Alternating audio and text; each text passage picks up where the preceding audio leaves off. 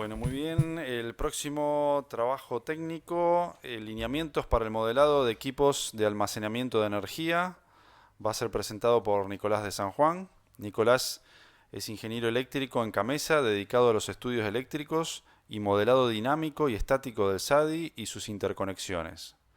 Además, es profesor en 4 asignaturas en la carrera de Ingeniería Eléctrica de la Universidad Nacional de Rosario y secretario del Comité Técnico de SIGRE Argentina, donde ha presentado papers en diferentes congresos internacionales. Nicolás.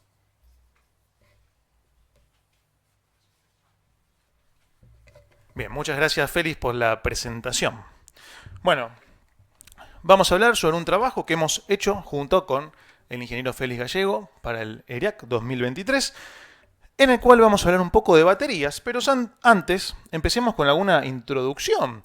Sabemos que en el mundo se están comenzando a instalar en los sistemas de potencia del mundo cada vez más equipos de baterías. ¿Y por qué? Bueno, esto es uno de los pilares fundamentales de la tan conocida transición energética, un tema que nos convoca hoy en día. ¿Y por qué? Bueno, porque permite flexibilizar la producción de la energía renovable. Principalmente sabemos que esta se trata de energía solar y energía eólica, que son energías son intermitentes y no son gestionables. Por lo tanto, hay un límite en la penetración de este tipo de energías en los sistemas de potencia. Y son las baterías quienes vienen a solucionar en parte este problema. ¿Por qué? Porque nos permiten almacenar esa energía y además reducir esas intermitencias que no son del todo buenas para la operación. Bien. Hay un sistema en particular, bueno, ya lo mencioné, son las baterías, que va a ser el protagonista de este trabajo técnico y el cual vamos a intentar modelar. Pero primero vamos a ver el funcionamiento básico de estos equipos. Todo comienza en el módulo de las baterías, donde están los módulos de iones de litio, donde se almacena la energía. Luego tenemos un sistema de monitoreo que está constantemente monitoreando muchas variables de las baterías, como por ejemplo temperatura, porque no queremos que se nos incendien, ¿verdad? Germán Salvó diría rajemos, ¿o no, Germán? Bien, después tenemos el inversor, que es quien se encarga de hacer el nexo entre las baterías, que por supuesto funcionan a corriente continua, y la red, que sabemos que funcionan en alterna, y es el equipo que nos permite realizar este intercambio de potencia y energía entre las baterías y la red. Después tenemos el Energy Management System, que es el cerebro de todo este sistema y que es quien decide cuándo cargar o descargar la batería dependiendo del servicio que se le dé, porque sabemos que los equipos de baterías pueden cumplir muchas funciones. Por ejemplo, arbitraje. Cargarse de noche, descargarse de día, con lo cual si hay una señal económica en el precio de energía, consigo un beneficio económico. Muy bien. Y además, este equipo de baterías puede estar conectado directamente a la red o también puede estar conectado a un sistema de generación, por ejemplo, fotovoltaica, donde pueda almacenar parte de esa energía para utilizarla en momentos donde no hay sol.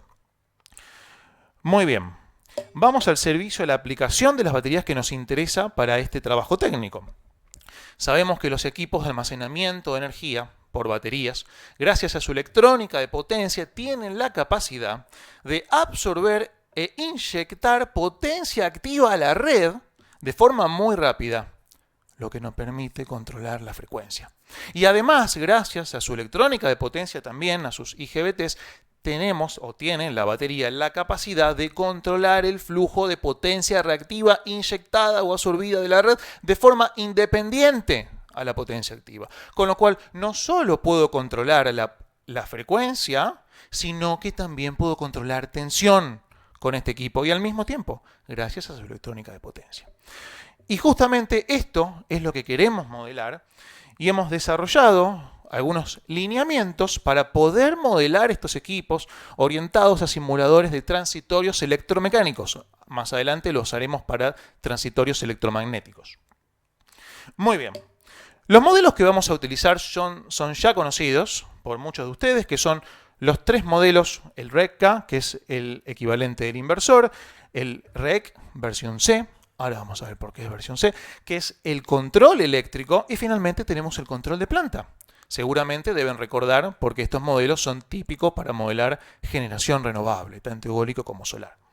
Fíjense cómo es la interacción entre modelos. Tenemos el modelo del control eléctrico, quien recibe una potencia reactiva y potencia activa de referencia proveniente del control de planta, los procesa, genera señales de corriente activa y reactiva, que pasa por una lógica de limitación de corriente y finalmente inyecta señales de corriente activa y reactiva al modelo RECA, que es el inversor.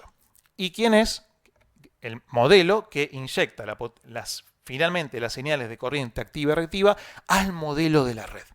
A su vez, todos estos modelos son retroalimentados con la tensión en bornes de la batería y además la potencia generada. Vamos a ver cómo funciona cada uno de forma breve. Bien, tenemos el modelo del inversor, donde tenemos, por ejemplo, la gestión de corriente reactiva de alta tensión, la gestión de corriente activa de baja tensión. El primero limita la corriente reactiva inyectada para que la tensión en bornes de la batería no se eleve por sobre un límite. Después tenemos la gestión de corriente activa de baja tensión, que controla o reduce la corriente activa en caso de que haya subtensiones en la red o en alguna barra remota en la cual esté controlando. Y después tenemos, por ejemplo, un parámetro muy importante que se llama el RRPWR, que después lo va a explicar mejor el ingeniero Roberto Molina, y que que representa el crecimiento de la corriente activa luego de una perturbación. Es un parámetro muy importante para la estabilidad, como después lo va a explicar Roberto. Bien. Luego tenemos el control eléctrico, que tiene dos modos de control, mejor dicho, dos lazos de control. Vamos a hablar primero del lazo de control de potencia activa.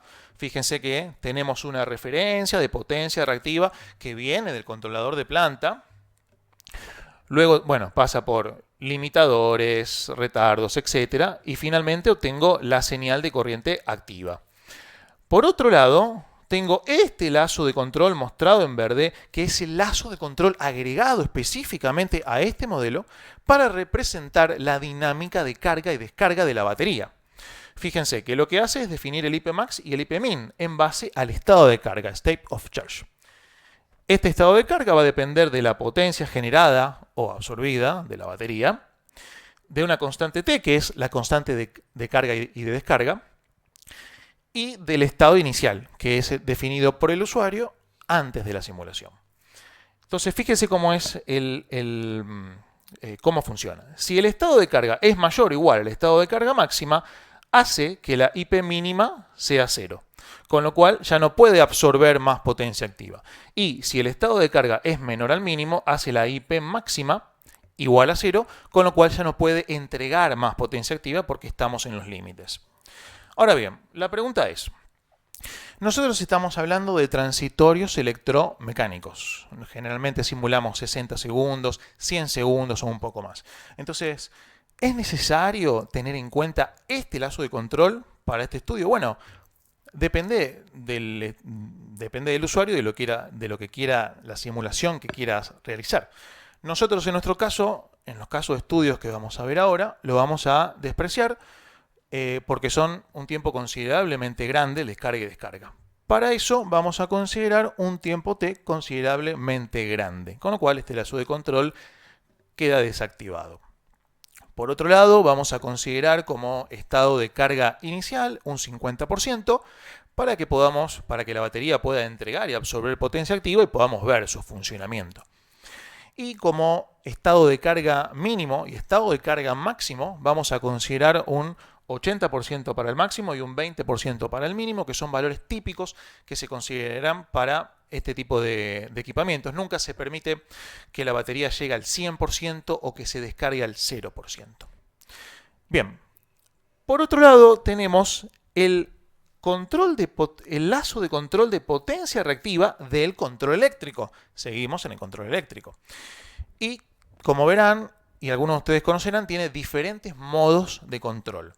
El que nosotros vamos a considerar es el modo de control de potencia reactiva constante, el cual está marcado en rojo y recibe un set point de potencia reactiva del control de planta y lo procesa teniendo en cuenta la tensión en bornes de la batería, generando una señal de corriente reactiva tal que se mantenga la potencia reactiva que fue seleccionada por el control de planta para todo valor de tensión en bornes de la batería.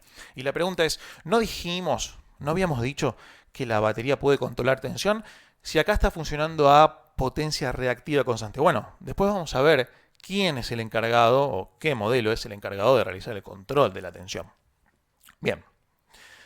Después tenemos el tercer y último modelo, que es el controlador de planta. Y primero vamos a ver el lazo de control de potencia activa, que es el lazo encargado de realizar el control de la frecuencia.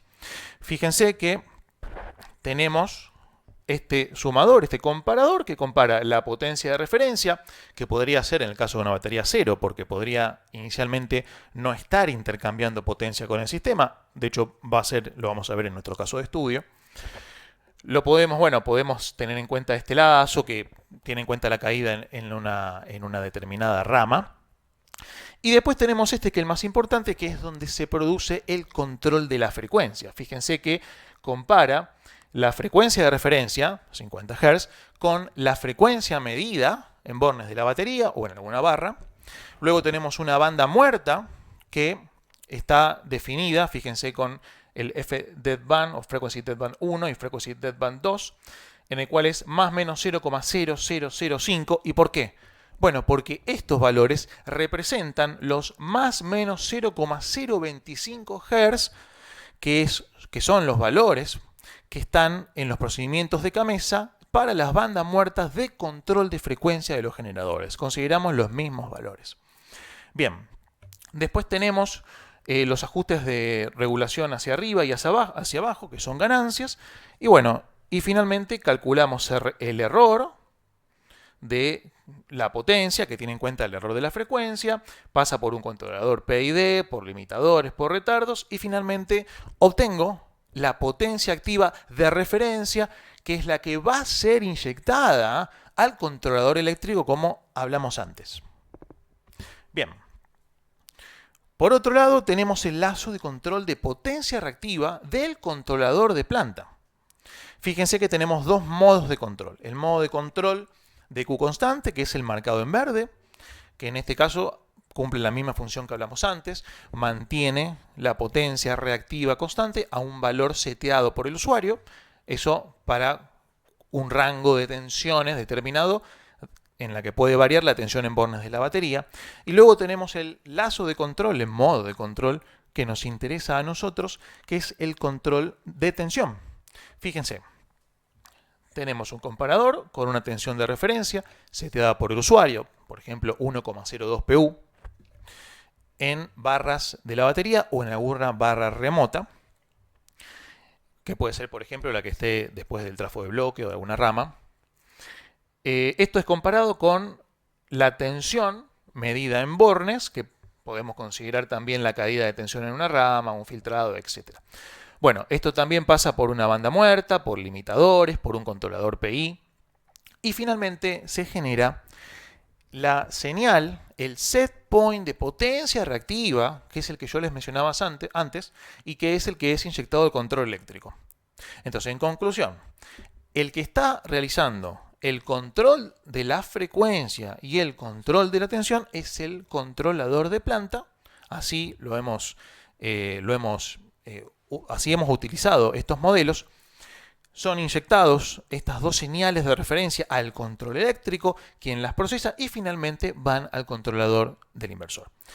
Estos son los lineamientos que hemos pensado utilizando tres modelos de librería de diferentes que están en cualquier software de simulación de transitorios electromecánicos, con los cuales podemos representar el comportamiento de un equipo de baterías con estas dos aplicaciones. Y ahora vamos a ver casos de estudio, vamos a ver si esto funciona, porque si no, no saben si le estoy mintiendo o no. Primero, ¿cómo es el caso de estudio? Tomamos toda la base de datos que hacemos en CAMESA, en donde está modelada todo el sistema eléctrico argentino, también está todo el sistema paraguayo hasta Itaipú, inclusive todo el sistema uruguayo y las interconexiones con Brasil y con Chile. Tomamos todo ese enorme modelo y le agregamos 5 equipos de baterías, pero no en cualquier lugar, sino en lugares donde más nos interesan, que son donde hay mayor concentración de energía renovable no gestionable, eólica y solar, en el NOA, en Cuyo, en el sur de la provincia de Buenos Aires, en la zona de Bahía Blanca y en la Patagonia, donde hay gran penetración de, como ya sabemos, de energía solar en el norte y eólica en el sur. Muy bien, ¿cómo son las características? Bueno, la potencia aparente es de 75 MVA, tiene una capacidad de potencia activa inyectada máxima de 75 megas y una activa absorbida máxima de 50 megavatios. Y también le dimos una capacidad de potencia reactiva de más menos 56 megabar, para que también pueda controlar la tensión. Y realizamos 3 diferentes casos de estudios. En el primero es un evento de subfrecuencia en el cual simulamos el desenganche de 7000 megavatios de generación, con una demanda pico del SADI, pero simulamos este desenganche de generación que es considerablemente grande, pero nos sirve para ver el comportamiento de la batería en estas condiciones. Y vamos a ver directamente los resultados. En esta gráfica podemos ver la frecuencia. En azul tenemos la frecuencia del sistema cuando los equipos de baterías no están o están fuera de servicio, y en rojo con los equipos de baterías en servicio y controlando frecuencia. Fíjense, es muy claro el resultado. Primer punto, la frecuencia mínima alcanzada es mayor cuando tengo la batería. O sea, es claro el control que está haciendo la batería, solamente 5 equipos de baterías de 75 MVA, colabora a controlar la frecuencia. Además, se recuperó de forma más rápida y de forma un poco más amortiguada. En la otra gráfica podemos ver la frecuencia, la misma en rojo, es esta que está acá, y por otro lado podemos ver la potencia activa de la batería. Fíjense, cuando se da la perturbación, que la aplicamos al segundo, hacemos un segundo de simulación plana, aplicamos esta perturbación que le mencioné, por supuesto la frecuencia comienza a caer rápidamente, son 7000 megas de generación que perdemos. Y fíjense, cuando la frecuencia comienza a caer, la batería, que estaba intercambiando 0 megavatios con la red, comienza rápidamente, fíjense qué rápida que puede reaccionar este equipo, comienza a inyectar potencia activa para colaborar con el control de la frecuencia. Y lo hace hasta un máximo, que habíamos dicho antes, que estaba alrededor de 75 megavatios. Luego podemos ver que cuando la frecuencia se comienza a recuperar, el error se disminuye y la batería comienza a disminuir la potencia activa inyectada. Y bueno, después llegamos al valor final. Fíjense que como tampoco está modelada la regulación secundaria de frecuencia, por una cuestión de los tiempos no es necesario, no llegamos a los 50 Hz, y como no está modelado la descarga de la batería, es como si la batería continúa inyectando potencia activa. Bien, tenemos un segundo caso de estudio en el cual simulamos una subfrecuencia que consta de una reducción de 3500 megavatios en la demanda. Fíjense, en la curva de frecuencia, podemos ver que la sobrefrecuencia en la curva roja es menor que la sobrefrecuencia en la curva azul. Y que también se llega más rápido al valor final. Con lo cual, otra vez estamos viendo el efecto positivo que tienen estos 5 equipos de baterías en el control de la frecuencia. Y después, fíjense, en la otra gráfica tenemos repetida la curva de frecuencia en color rojo y la curva verde, que es la potencia activa de la batería. Fíjense cómo, al igual que antes, estaba intercambiando 0, o sea, no estaba ni inyectando, o sea, ni cargando ni descargándose la batería.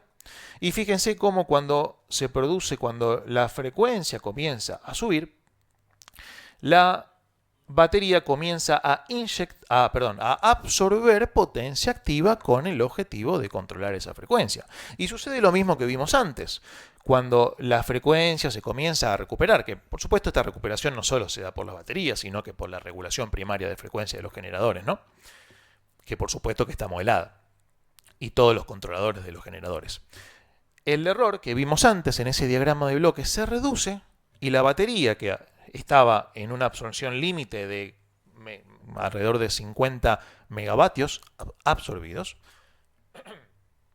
fíjense que ya comienza a reducir la absorción de potencia activa. Podemos ver en estos dos casos que se comprobó que estos lineamientos para el modelado y la utilización de estos tres modelos de usuario nos permitieron modelar el comportamiento de la batería. Y finalmente, un tercer caso de estudio en donde vamos a ver la capacidad de control de tensión de las baterías. Lo que hicimos acá fue un desenganche de generación, una desconexión de generación alrededor de uno de los equipos BESS, con lo cual se produjo una depresión de las tensiones, como podemos ver en violeta, y podemos ver que la batería que estaba absorbiendo un pequeño valor de potencia reactiva porque estaba controlando tensión en el estado estacionario antes de la perturbación, podemos ver cómo comienza rápidamente a inyectar potencia activa para colaborar con el control de la tensión. Como conclusión, antes de pasar a la última parte de la presentación, tenemos que con estos tres modelos y con esta parametrización que hemos pensado, logramos simular el comportamiento del equipo de baterías tanto para su control de frecuencia como para su control de tensión. Muy bien, y como anécdota para terminar la presentación, vamos a hablar de equipos BESS en el mundo. Como datos de color, el equipo actualmente, el equipo de baterías, a ver, porque podemos tener grandes módulos de baterías, porque justamente son equipos modulares, ¿verdad? El más grande se encuentra en California, fue desarrollado por Vistra Energy Corporation y tiene una capacidad de 750 megas. ¿Cuál es la máquina más grande del SADI, el rotor más grande del SADI? A ver, los de Nucleoeléctrica Argentina, Atucha 2, 745 megas. Bueno, se compara con Atucha 2, que si lo han visitado es más grande que esta sala, ¿o no? Estoy en lo correcto. Bien, y tiene 3000 megavatios horas de capacidad en energía. Es grande, ¿no? En segundo lugar, tenemos una batería de 409 megavatios y 900 megavatios hora, que está en Florida, Estados Unidos también. Y en tercer lugar, tenemos en Australia una de Neoen de 300 megavatios. Y la pregunta que yo les hago es, ¿en Argentina tenemos equipos BESS? No vale que conteste Roberto, porque ya lo sabe. ¿Tenemos equipos BESS en Argentina? Levante la mano quien dice que sí. Son los que lo saben. Bueno, allá, muy bien allá atrás. Bueno, en Argentina tenemos un equipo BESS que está en San Nicolás. ¿Alguien es de San Nicolás acá? Tengo una compañera que es de San Nicolás que no está presente. Bien. Tenemos un equipo de baterías que cumple una función muy particular que está en una TV en la unidad 5 de San Nicolás, que se conecta en Ramallo 220, que es una máquina, una turbina de vapor de 320 megas, para la cual querían que, variaba constantemente su potencia activa para hacer regulación primaria de frecuencia. Bueno, lo que querían era, primero querían que deje de hacer el control primario de frecuencia, porque movimientos de válvulas, etcétera, ya lo saben, y además querían un control más rápido. Por lo tanto, trajeron un equipo de baterías y lo conectaron de esta forma. ¿Con qué objetivo? Bueno, con el objetivo de que la turbina de vapor tenga un despacho constante. Setean un despacho, 253,5 megas, y que eso se mantenga constante. ¿Y quién es el que hace la regulación primaria de frecuencia? El equipo de baterías que está conectado de esta manera. Fíjense, un equipo de baterías de más menos 9,6 megavatios no es muy grande, pero suficiente para hacer el control de la frecuencia. Y con lo cual, logramos que el generador funcione a potencia constante y el flujo hacia la batería, por supuesto, va en ambos sentidos. ¿Cómo queda esto finalmente? Fíjense qué linda esta gráfica. Tenemos en rojo, tenemos potencia activa versus tiempo. Tenemos en rojo el despacho del generador, que es claramente constante, y tenemos en azul lo que se ve en el punto de conexión de la red, que fíjense que varía. ¿Quién está haciendo? ¿Por qué varía? Porque está controlando frecuencia. ¿Y quién hace esa variación? Bueno, la batería. Fíjense que hay momentos, como estos picos de acá abajo, donde tengo un consumo de energía de la batería, Y tenemos momento donde la batería se descarga. ¿Se entiende? Acá la batería está inyectando potencia y acá está, perdona, no sé si está, acá está absorbiendo potencia activa con el objetivo de controlar la frecuencia. Entonces, como conclusión, tuvimos una necesidad porque esta tecnología se viene, tarde o temprano en la Argentina también, espero que más temprano que tarde, y necesitamos modelos para poder simular su comportamiento, porque como verán, como habrán visto en los casos de estudio, tiene influencia en el sistema eléctrico. Con lo cual nos propusimos modelar de forma correcta su comportamiento utilizando tres modelos de librería con el objetivo de que pueda cualquier usuario en diferentes programas de simulación puedan utilizarlos para modelar estos sistemas. Así que bueno, les agradezco mucho su atención. Gracias.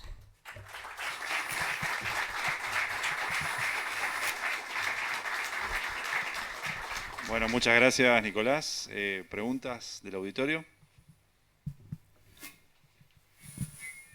Hola, Ariel Listi de Artec Ingeniería y Sigre. Buenísimo el trabajo, Nicolás.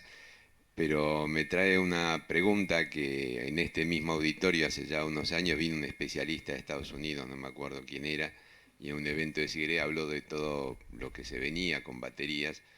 Y una de las preguntas que dijo que no estaba resuelto es cómo disponer de las baterías al final de su vida útil.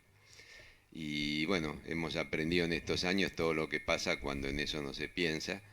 La necesidad a veces nos lleva, y te pregunto si escuchaste algo de eso, de cómo se dispone de las baterías, semejante volumen de baterías, impresionante la foto que mostraste. Es cierto. Bueno, será un problema de otros, nada, mentira. Bueno, hace unos meses tuvimos en Camesa una charla creo que de Huawei o de algún fabricante, y le consultamos este tema y lo que nos dijo es que algo muy simple. La batería a lo largo de su vida útil va perdiendo su capacidad de almacenamiento, pero no la pierde tan rápidamente y al final de su vida útil todavía tiene capacidad para almacenar energía, tiene cierta capacidad. Y la respuesta fue muy simple. Se la vuelven a vender a los chinos, a los fabricantes. Los chinos las toman, las compran estas baterías usadas y le darán alguna utilización. Esa fue la respuesta que nos dieron, un fabricante de este tipo de equipos.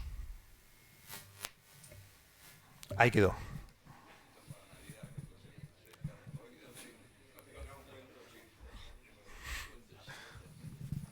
Nicolás, muy bueno. Gracias. Una preguntita, yo creo que no lo mencionaste, pero ¿se pueden utilizar, por ejemplo, en un colapso total para arrancar en negro un área o necesita una referencia de tensión de otro generador? Bien, bueno, es una excelente pregunta y eso depende del modelo de las baterías y el requerimiento. Hay modelos de baterías que no tienen la capacidad de hacer grid forming y hay otros modelos de baterías que si uno lo solicita y lo pide específicamente podrían tener estas capacidades, lo que por supuesto, como mencionaste, sería de gran ayuda en caso de un colapso. Toco madera para que no vuelva a pasar, pero sí, se podría.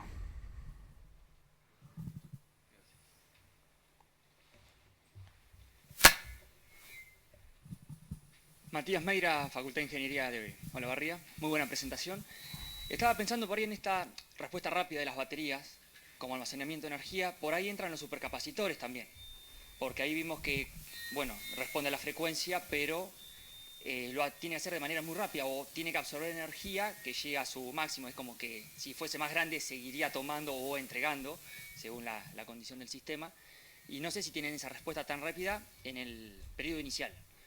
¿Esto se complementa con supercapacitores o solo se piensa en baterías?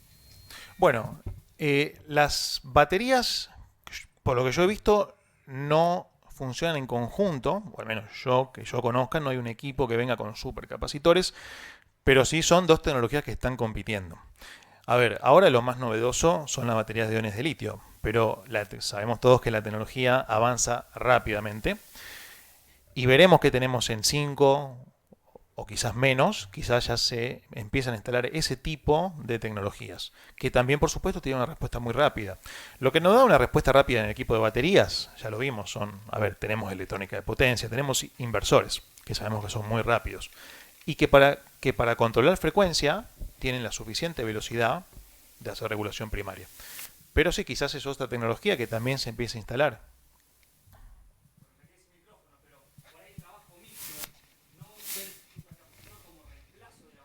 Sino en la primera entrada, digamos, por ahí apunto a no reemplazar uno por otro, por ahí no es el objetivo, sino el complemento, supercapacitor a la entrada, que tiene una carga muy rápida, pero limitada, y una descarga muy rápida, pero se descarga enseguida, y después entra la batería y sí haciendo el trabajo de mantener.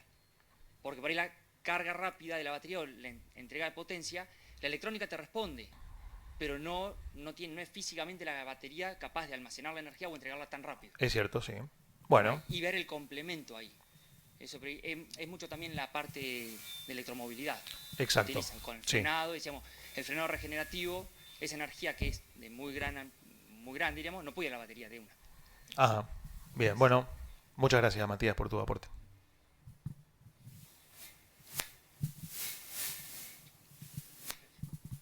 Hola Nico, muy buena tu presentación, la Gracias. verdad que impecable. Carlos Ríos de Vestas Argentina. Mi consulta era básicamente cómo Gamesa piensa en el corto plazo implementar este tipo de requerimientos en el PT4, en el código de red de Argentina. Si piensa en implementar instalaciones híbridas, si piensa diferenciar grid following, grid forming, un poco esa la consulta. Bueno, es una excelente pregunta, pero teniendo acá a mi coordinador y experto en procedimiento técnico número 4, le voy a pedir que responda él al ingeniero Roberto Dalmacio Molina.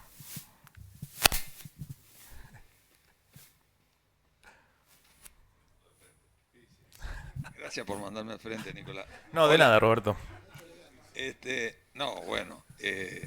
A ver, todavía en el procedimiento técnico número 4 que estipula requerimientos mínimos que tienen que cumplir las baterías y para qué tipo de servicio, no está escrito.